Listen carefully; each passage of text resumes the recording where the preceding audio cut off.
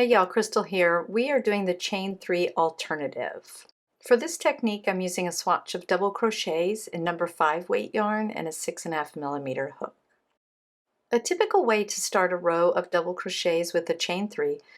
So I'll do that here, and then I'm going to double crochet in the next stitch to show you how it's not very structured and it leaves a hole, a gap between those two.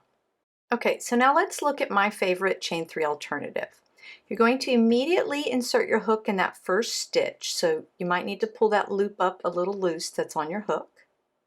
You'll go under both loops just like a normal stitch. And then yarn over. Pull that through the stitch up. Here you might need to loosen up your loops on your hook. You'll have 2. Then yarn over again and pull through both loops on your hook. Now pull the loop up on your hook a little bit taller.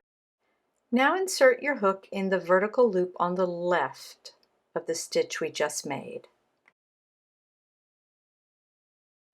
Now we'll yarn over and pull through just 1 loop on our hook, and we'll end with 2 loops on our hook. Now you'll yarn over again and pull through both loops on your hook to finish our chain 3 alternative. You can see here what a nice sturdy stitch it is. These 2 loops on the top here will be where you work under. That's the top of the stitch and you work in it just like a regular stitch.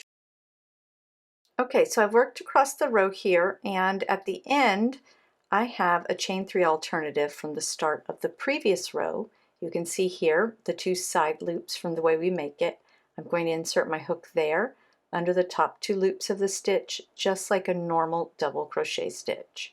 So I'll do that now, double crocheting in our chain 3 alternative under those top 2 loops, just like a normal stitch. When I set my swatch down, you can see here how all my chain 3 alternatives fill in those edge gaps that normally have a lot of holes in them.